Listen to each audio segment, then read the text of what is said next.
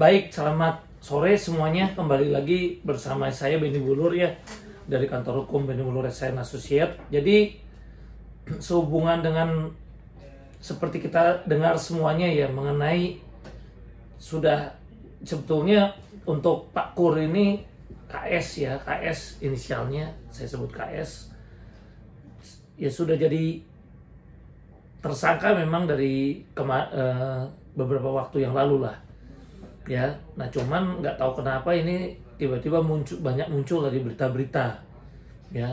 Nah ini yang saya mau sampaikan juga, bahwa saya selaku kuasa hukum dari para nasabah tentunya yang kita harapkan adalah pembayaran ya, pembayaran terhadap para nasabah. Karena apa? Ya sebenarnya kalau kita lihat dari kasus-kasus dugaan investasi bodong yang lain, di mana tersangkanya kemudian ditahan, bahkan ya kan diadili, diperiksa.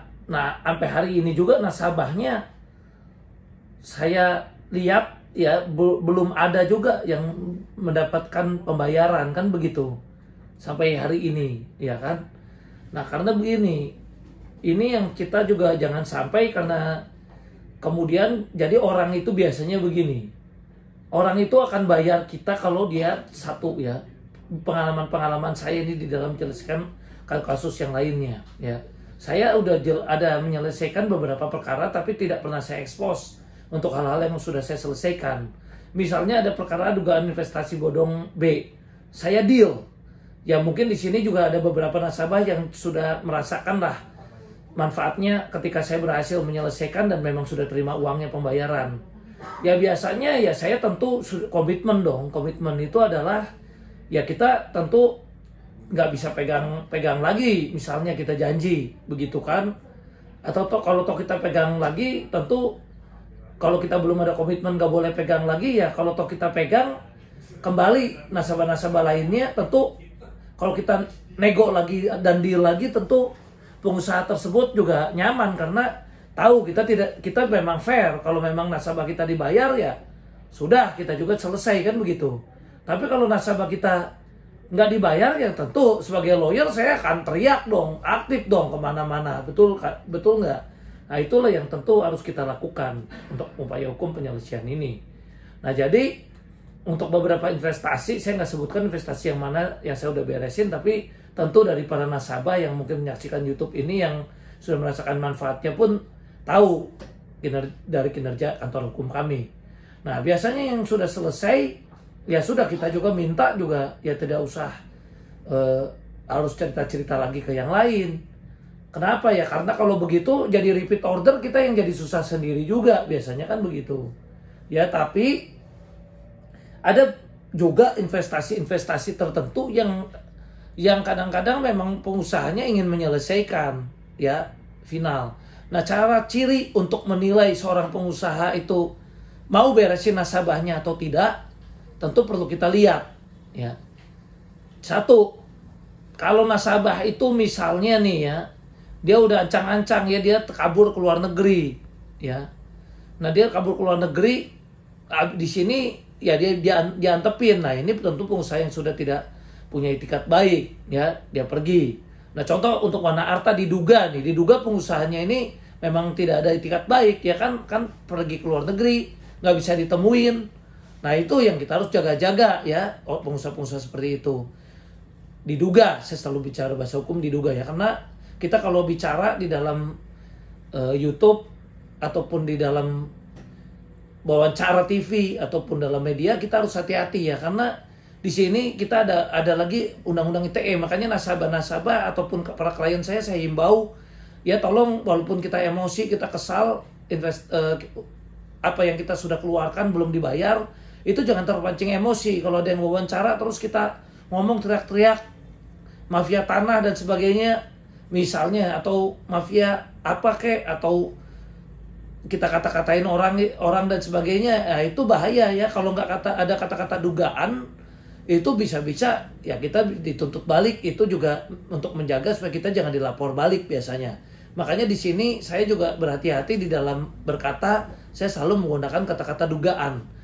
Nah kenapa saya sampaikan di sini, kebetulan saya doktor pidana, jadi saya belajar juga mengenai hukum pidana. Nah, di sini saya mau sharing juga dengan teman-teman karena saya tidak mau ya nasabah-nasabah saya ada yang kena dilapor balik, kemudian saya jadi tambah kuasa lagi. Jadi yang tadinya kita harusnya jadi pelapor, sekarang kita jadi terlapor. Berarti saya jadi harus perangnya kan jadi dua, menjaganya, menjaga saya mendamping sebagai pelapor, menjaga lagi harus mendampingi sebagai terlapor. Jangan sampai begitu. Kalau kita udah jadi pelapor, pertahankanlah posisi kita tetap jadi pelapor, kan begitu ya. Nah, kemudian pengusaha yang mau menyelesaikan ada itikat baik biasanya kalau pengusaha itu punya usaha-usaha yang lain. Ya, dan dia berusaha untuk memang menjaga usaha yang lain. Nah, saya duga ini sekali lagi, kalau Kresna kemungkinan dia karena masih punya saham Krem, ada saham Encas, ada saham apa lagi. Nah, itu kita bisa lihat. Mereka kemungkinan pengusahanya kalau saya lihat dia ingin mempertahankan perusahaannya karena dia masih mau usaha di Indonesia dengan adanya usaha-usaha di yang lain. Nah, itu yang saya lihat. Nah, cuman mungkin karena ada kondisi-kondisi tertentu yang mana saya juga masih fight ya untuk memperjuangkan nasabah-nasabah yang percaya dan memberikan kuasa kepada saya. Kemarin-kemarin sebetulnya kita sedang tahap negosiasi dengan harapan terjadinya restoratif justice kalau bahasa di kepolisian. Ya, karena saya pun memang salah satu pelapor juga di Bareskrim ya. Kemudian ya kalau ada nasabah yang selesai pun kita biasanya dengan RJ restoratif justice kan begitu. Nah, jadi di sini biasanya kita makanya di sinilah saya juga mau lihat ya.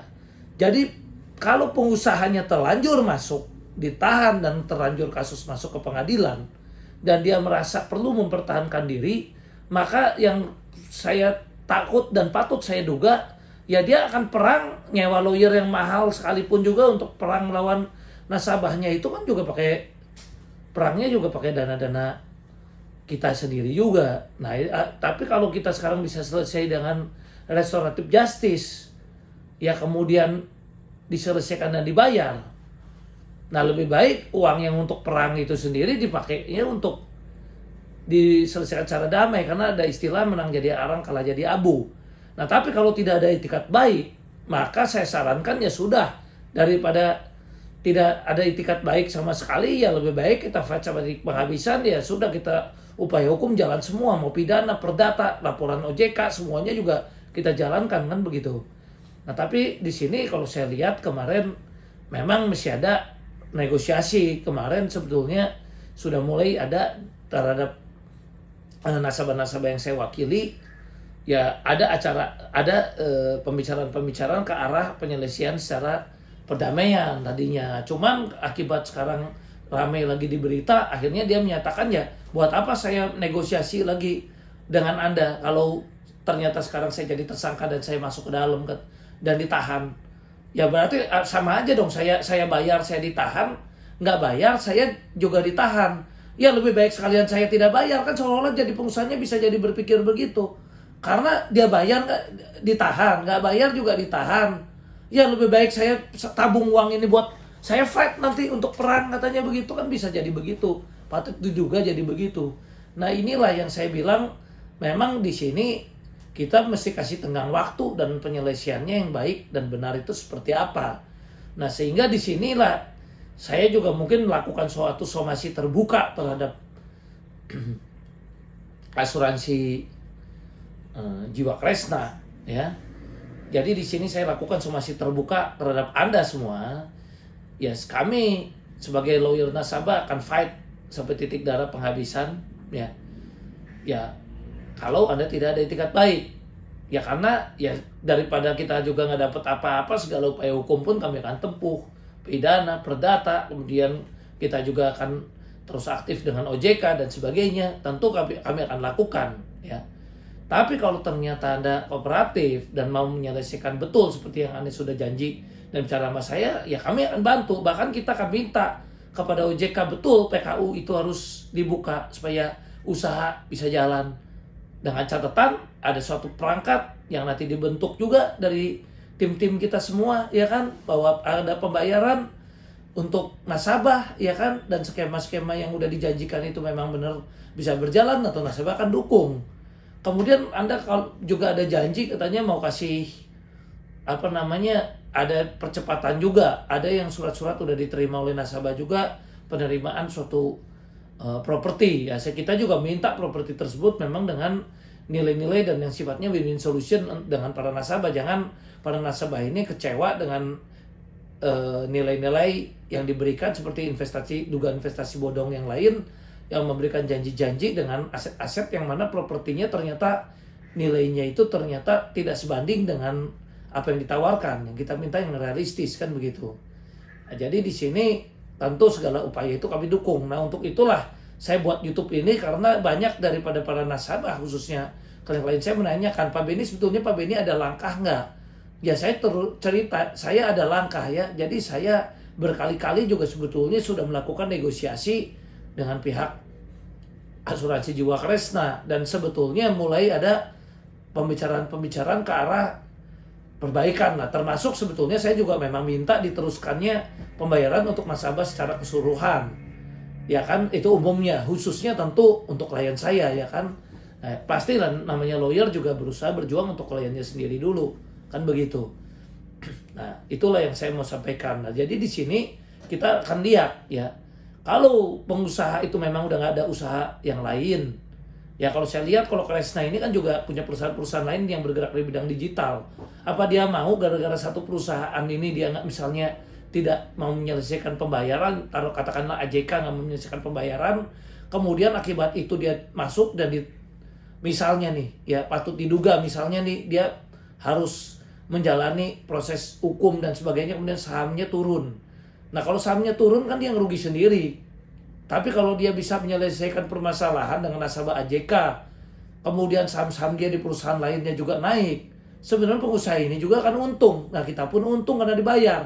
Tapi kalau sekarang dia hancur, ya patut diduga, saya selalu bilang dengan adanya ancaman hukuman yang berat, misalnya dia divonis dan sebagainya, kemudian saham dia turun semuanya, dan karena kita juga pegangnya kebetulan ya bukan gedung, rumah dan sebagainya.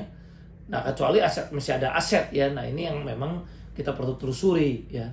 Nah disinilah yang kita juga belum tahu juga aset-asetnya misalnya seperti apa. Nah tapi kalau kita lihat dari usahanya, menurut saya ya kalau dia masih ada keren, masih ada yang lain-lain yang berbau dengan grup-grup Kresna itu masih menghasilkan, terus masih nilainya baik dan dia berusaha mempertahankan, saya pikir harusnya dia ada itikat baik untuk menyelesaikan ya.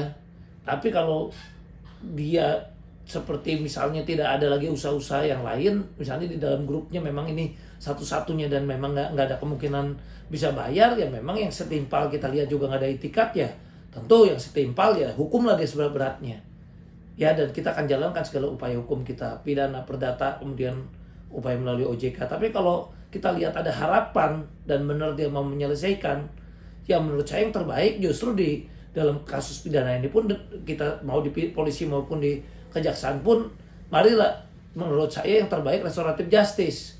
Nasabah senang ya, pengusaha tetap bisa berusaha sendiri lagi, dan jadi terjadilah win-win solution.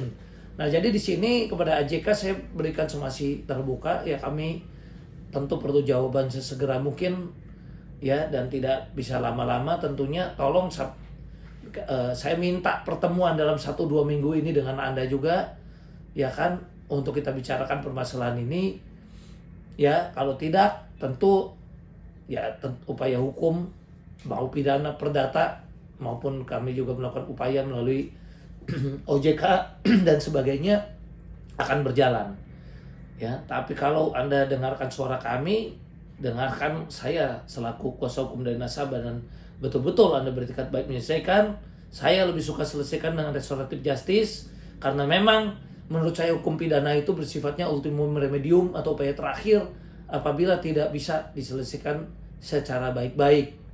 Demikian ya dari saya. Dan di sini saya perlu jelaskan ya mengenai upaya hukum itu sendiri. Jadi kalau kebanyakan saya selesaikan memang perkara-perkara yang lain dalam dugaan investasi bodong, ada yang saya selesaikan juga melalui pidana. Nah kalau pidana itu bisa selesai cepat apa? Ketika kita buat laporan biasanya ada di tingkat lidik dulu ya. Lidik kemudian gelar perkara, ada 2 alat bukti naik ke sidik. Sidik kemudian ada 2 alat bukti naik ke tersangka ya. Nah disinilah biasanya orang bisa dilakukan penahanan, bisa tidak.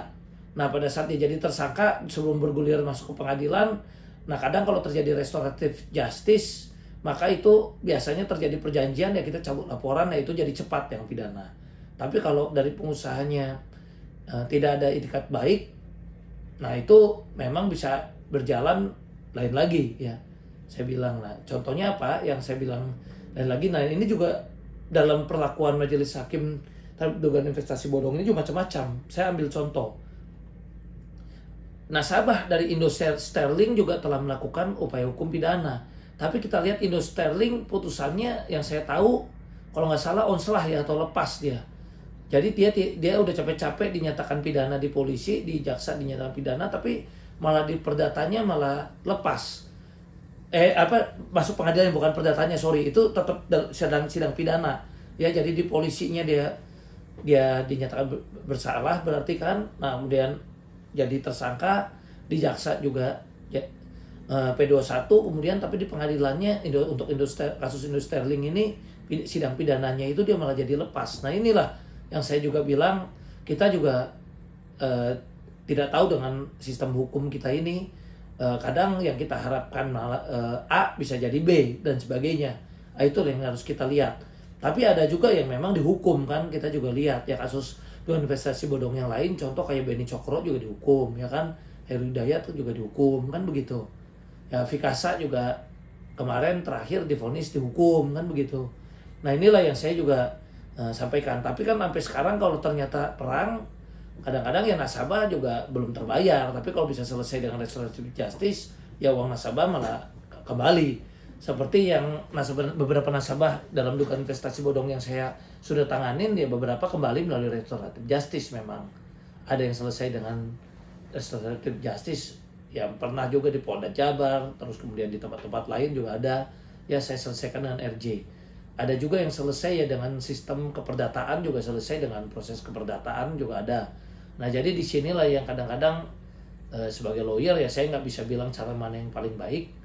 Ya, ada yang bisa selesai dengan pidana, yang selesai dengan perdata, itu tergantung situasi, waktu, dan kondisinya. Ya, cuman untuk yang lain-lainnya mungkin nanti bisa kita bicarakan lagi lebih lanjut ya. Jadi di sini sekali lagi ya, kami mengharapkan itikat baik tentunya dari asuransi jiwa Karesta, karena yang diharapkan nasabah tentunya adalah sebetulnya pembayaran, dikembalikannya uang kan begitu.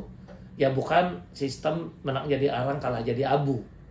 Ya, jadi kalau itikat baik memang betul Anda negosiasi itu benar-benar memang dilandasi dengan itikat baik dan benar akan menyelesaikan, tentunya nasabah pun akan bisa membantu Anda, bahkan akan meminta supaya PKU Anda ini juga dicabut sehingga Anda bisa usaha lagi ya, pembebasan kegiatan usaha Anda ini cabut, itu yang terbaik, tapi Anda betul-betul juga bayar kepada kita. Ya, tapi kalau tidak ya apa boleh buat lah, kita akan fight all out. Demikian, terima kasih